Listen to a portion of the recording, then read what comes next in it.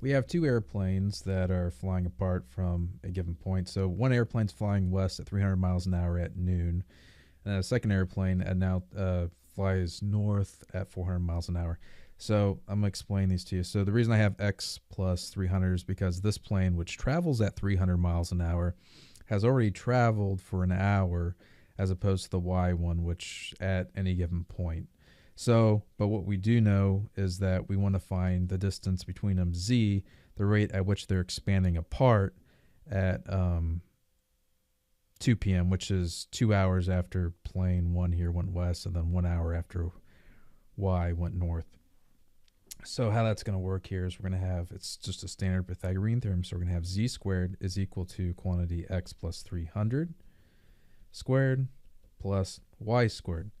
So we're going to take the derivative of everything. I mean, this z squared could be anything, but I'll just call it z. So it'll be 2z dz dt with respect to time. And our x is going to be 2. It's a chain rule, but the derivative of the inside is just 1 because derivative of just a linear x is 1. X plus 3, well, bring that down, 300. And then we have ds dt, and then 2y dy dt. So what we do know is that at 1 hour, the z here, I didn't actually find that here, but, or excuse me, at 2 p.m. it's going to be, we do have to find that. It's going to be the square root of 600 squared plus 400 squared, which is going to be equal to, I think this breaks down to like 200 square root of 13. So we'll have 2 times 200 square root. Actually, that's, is it right? Yeah, that's right. It ends up being 200 square root of 13. I just checked it.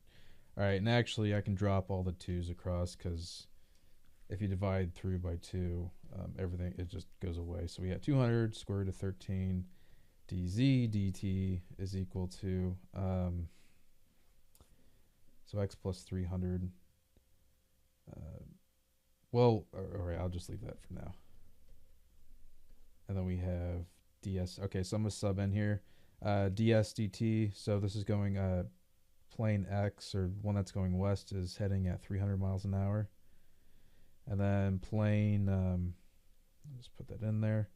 And then plane y,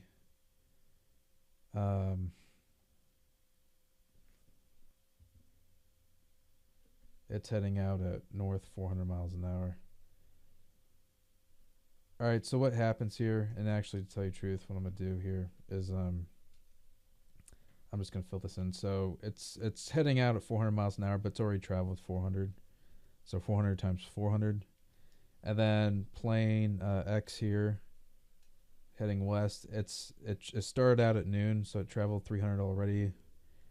So it actually travels for 2 hours, given the rate of 2 hours.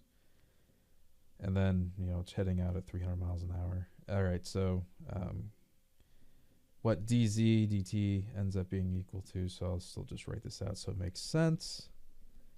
So this ends up being 300 times 600, which is a pretty large number. It is a large number. It's 180,000 plus 400 times 400, which should be 160,000. So you add these together, like 340,000 square root of 13. So we get dz dt is equal to 340,000. Gosh darn it.